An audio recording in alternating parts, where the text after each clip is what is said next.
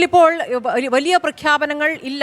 സബ്കാ സാത്ത് സബ്കാ വികാസ് എന്നാണ് പറയുന്നത്. 3 കർത്തവ്യങ്ങളിൽ ഊന്നിയിട്ടുള്ളതാണ് സാമ്പത്തിക വികസനം. ഓരോ മേഖലയിലും എല്ലാവരെയും ഉൾക്കൊള്ളിച്ച് എന്നൊക്കെ പറയുമ്പോൾ അത് യഥാർത്ഥത്തിൽ സംഭവിച്ചിട്ടുണ്ട്. എല്ലാവരെയും എന്ന് പറയുമ്പോൾ എല്ലാ സംസ്ഥാനങ്ങളെയും അത്തരത്തിൽ ഉൾക്കൊള്ളിച്ചിട്ടില്ല. സുനിൽ, സ്മൃതി ചൂണ്ടിക്കാണിച്ചതുപോലെ തന്നെ ധനമന്ത്രി നിർമ്മലാ സീതാരാമന്റെ ബജറ്റ് പ്രസംഗം തുടങ്ങിയത് കർത്തവ്യം എന്ന് പറഞ്ഞുകൊണ്ടാണ്. 3 പ്രധാനപ്പെട്ട കാര്യങ്ങൾ ധനമന്ത്രി ആദ്യം ചൂണ്ടിക്കാണിച്ചു. സുസ്ഥിര സാമ്പത്തിക വളർച്ച ലക്ഷ്യം വെക്കുന്നു, ഒപ്പം തന്നെ ജനങ്ങളുടെ പ്രതീക്ഷ വർദ്ധിപ്പിക്കുക, ഇതോടൊപ്പം എല്ലാവർക്കും ഒപ്പം എല്ലാ മേഖലയിലും വികസനം എന്ന 3 കർത്തവ്യമാണ് തന്റെ ലക്ഷ്യം എന്ന് പറഞ്ഞുകൊണ്ടാണ് ധനമന്ത്രി നിർമ്മലാ സീതാരാമന്റെ ബജറ്റ് പ്രസംഗം ആരംഭിച്ചത്. ഏതായാലും ഇപ്പോൾ ഈ ബജറ്റ് പ്രസംഗത്തിലൂടെ അടിസ്ഥാന വികസനത്തിന് 12.5 ലക്ഷം കോടി രൂപ നീക്കിവെച്ചു. അതുപോലെ തന്നെ MSMEകൾക്ക് 10,000 കോടി രൂപ നീക്കിവെച്ചിട്ടുണ്ട്.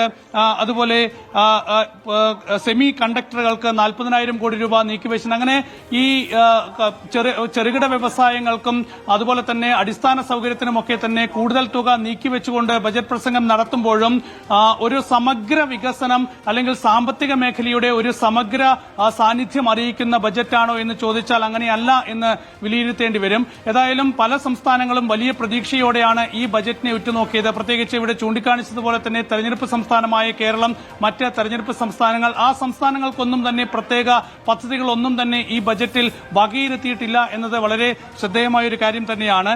ഏതായാലും ആദായ നികുതിയുടെ കാര്യമെടുത്താലും നികുതി ഘടനയുടെ കാര്യമെടുത്താലും ഒരു നിരാശപ്പെടുത്തുന്ന ബജറ്റ് എന്ന് നമുക്ക് പ്രാഥമികമായി വിലയിരുത്താൻ കഴിയുന്ന ഒരു സാഹചര്യമാണ് ഈ ബജറ്റിലൊക്കെ തന്നെയുള്ളത്.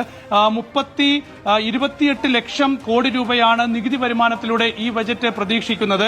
അതേസമയം 36.5 ലക്ഷം കോടി രൂപയാണ് നികുതിയേതര വരുമാനത്തിലൂടെ പ്രതീക്ഷിക്കുന്നതെന്നും ധനമന്ത്രി നിർമ്മലാ സീതാരാമൻ മുന്നോട്ട് വയ്ക്കുകയാണ്. ഏതായാലും പുതിയ ആദായ നികുതി നിയമം ഏപ്രിൽ 1 മുതൽ നിലവിൽ വരും എന്ന് പറയുന്നുണ്ട് ധനമന്ത്രി നിർമ്മലാ സീതാരാമൻ. ചെറിയ ഇളവുകൾ ഈ ഒരു ആദായ നികുതിയിലൊക്കെ തന്നെ വരുത്തുന്നുണ്ട്. അത് വാഹനാപകടങ്ങളിൽ വരുന്ന ചിലവുകൾ ഈ ആദായ നികുതിയുടെ പരിധിയിൽ നിന്ന് ഒഴിവാക്കും എന്ന് പറയുന്നുണ്ട്. അതോടൊപ്പം തന്നെയാണ് ആരോഗ്യം, വിദ്യാഭ്യാസം എന്നിവയ്ക്കുള്ള TCS 5% നിന്ന് 2% കുറയുന്നു എന്ന് പറയുന്നത്. വിദേശയാത്രകൾക്കുള്ള TCSലും കുറവ് വരും എന്ന് ധനമന്ത്രി നിർമ്മലാ സീതാരാമന്റെ ഈ ഒരു ബജറ്റ് ചൂണ്ടിക്കാണിക്കുകയാണ്.